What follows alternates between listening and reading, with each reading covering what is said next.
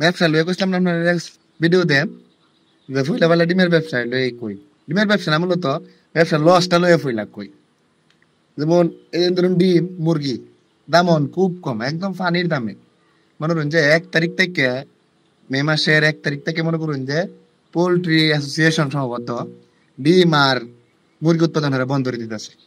আসলে তো বন্ধ হইতো না, কারণ ডিম তো এই যে মুরগির ভিতরে তাই না, এটা তো প্রত্যেকদিন ফার্ম লাগবোই, বাধ্যই ফাড়তে হইবে। এখন বন্ধ হওয়াটা বিষয় না, এই যে 8 টাকা 7 টাকার নিচে 8.5 টাকা 8 টাকা 20 পয়সা এরকম যে ডিমের দাম, এটা কিন্তু আসলে মানে একজন খামারি হিসেবে আমি মনে করি না যে আমার লেগে লাভজনক, মারাত্মক লস হইতেছে। এখন বিষয়টা হয়েছে গা, অনেকে আবার কইবো যে এই সময় বেশি তাই এই সময় লাভ না। ভাই আমরা তো যারা ব্যবসা করি, যারা ব্যবসায়ী, আমরা প্রত্যেক ব্যবসায়ী জিজ্ঞেস করবেন, যারা ব্যবসা করে এরা কোনো সময় এরকম অস্থিতিশীল বাজার ব্যবস্থাপনা চায় না যে একবার দাম বেশি থাকবো খুব বেশি, একবার কম থাকবো। এতে লাভবান কেডা হয় জানো? লাভবান হয়েছে গা বড় বড় খামারি, যারা যারা এই যে শিল্প শিল্প খামার করে, মনে করেন লাখ লাখ মুরগিতে এরা লাভবান হয়। আমরা যারা 1,000 2,000 3,000 মুরগি ফালি এরা কোনো লাভ নাই গা। মূল কথাটা আগে ধরে লুন যায়।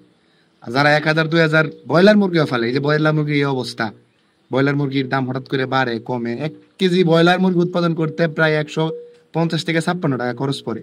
এখানে যদি 130 টাকা করে এক বেড়া বিক্রি করে তাহলে তার লাভটা কি? এই যে আমি কথা কথা আমার ডিম উৎপাদন হয়, মনে করেন যে একটা ডিম 8 টাকা 20 পয়সা বিক্রি করতেছি, এই ডিমটাই দোকানে বিক্রি হতেছে 40 টাকা হাল। এরা 2 টাকা করে কিন্তু টি লাভ করতেছে, অথচ আমরা তো কিচ্ছুই নেই। আমরা ডিম উৎপাদন করি অথচ আমরা কোনো লাভ নেই। লাভ কেটা মারতেছে মধ্য সত্যভোগীরা। এরকম মধ্য সত্যভোগী ফয়দা করে কেডা? মনে করেন যে এই যে যারা বড় বড় ইয়া আছে, ডিলার আছে, বড় বড় মনে করেন যে কোম্পানি আছে, এরা হচ্ছে মধ্য সত্যভোগী ফয়দা করে। এখন আমরা ভাই লাভ নেই। ব্যবসা করতে গেলে আগে যদি ব্যবসা করুন, চিন্তা করবেন যে বাংলাদেশের যে ব্যবসায়িক পরিস্থিতি এরকম হইতে পারে, আমরা লস যাবো একটানা 3 মাস 4 মাস 5 মাস, আবার লাভ হইবে, এটাই স্বাভাবিক। কিন্তু একজন ব্যবসায়ী হিসাবে যে এই ব্যবসাতে আসতে চাক বা ব্যবসায়িক ব্যবসা করতেছে এরকম সবাই চায় যে একটা স্টেবল স্থিতিশীল একটা বাজার পরিস্থিতি, তাও এটা একটা দাম নির্ধারণ করে দেখ 10 টাকা 9.5 টাকা বিক্রি করবো 11 টাকা, এরকম একটা দাম নির্ধারণ করে একটা দাম থাকলে আপনি কিছু করতে পারবেন ব্যবসা করে। আর নাহলে এই খামার বা ডিম পোল্ট্রি মুরগি এগুলো ব্যবসা করে মানুষ কোনো কিছু করার ভাও নাই। আর দ্বিতীয়ত হয়েছে গা, আমরা সবসময় মাথায় রাখতে হইব ব্যবসা যখন আপনি করবেন তখন অবশ্যই আপনার মাথায় রাখতে হবে যে ব্যবসার মধ্যে রিস্ক আছে, রিস্ক থাকবো। আপনার লাভ লস মিলাই গেছে ব্যবসা। আপনি যত কিছুই করেন, আপনি যত চেষ্টাই করেন, আপনি রিস্ক মুক্ত কোনো ব্যবসা পাবেন না। প্রথম কথা হয়েছে এটা, আপনার রিস্ক থাকবো ব্যবসার মধ্যে।